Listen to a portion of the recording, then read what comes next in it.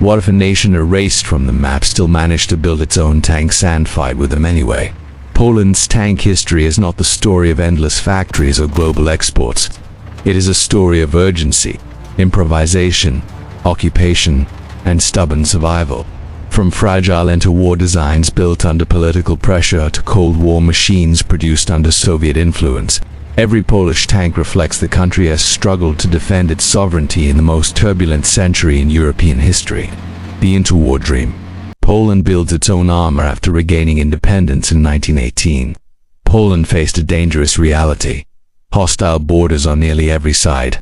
The new Polish army urgently needed armored vehicles, but Poland lacked a mature industrial base. Early Polish tank forces relied heavily on foreign designs, especially French vehicles, but Polish engineers quickly sought domestic solutions.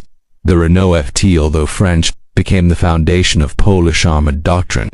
Poland assembled and modified these tanks locally, gaining critical experience in maintenance, training, and battlefield use. This hands-on exposure inspired Poland's first true indigenous tank efforts.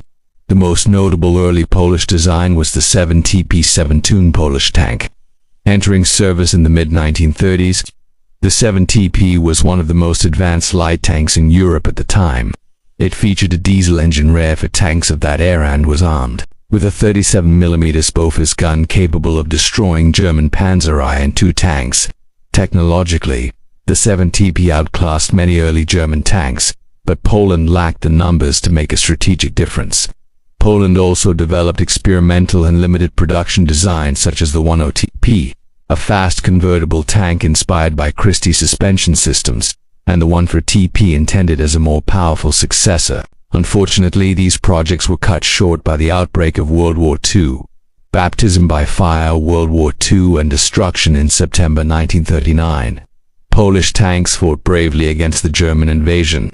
Despite inferior numbers, poor coordination with allies, and overwhelming air superiority by the Luftwaffe, Polish armored units used mobility and terrain effectively in early engagements. The 7TP proved itself in combat, knocking out multiple German tanks in direct engagements.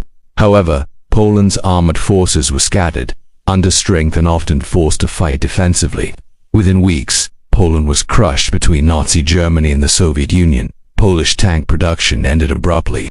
Factories were destroyed or seized, engineers imprisoned or killed, and designs captured by occupying forces. For the rest of the war, Poland would not build tanks on its own soil. Yet Polish tankers did not disappear. They fought abroad, most famously with Allied forces using British and American tanks like the Sherman and Cromwell. These were not Polish-built machines, but they kept Polish armored traditions alive under the Red Shadow Cold War tank production. After World War II, Poland emerged within the Soviet sphere of influence. Tank production resumed, but now under strict Soviet control. Polish industry became a licensed producer rather than an independent innovator. Poland manufactured large numbers of the T-3-85, one of the most iconic tanks in history. Produced at factories such as Polish-built T-34s equipped force-packed forces in Allied nations. Though Soviet designs, these tanks were genuinely manufactured in Poland and formed the backbone of Polish armored forces for years. Later came licensed production of the T-54 and T-55 series. Polish industry refined these tanks with local upgrades, improved manufacturing quality, and specialized variants. While Poland could not redesign the tanks fundamentally, it gained deep expertise in armored production, logistics, and modernization. Polish innovation returns, upgrades, and modernization. By the late Cold War period, Poland began asserting more technical independence through modernization programs.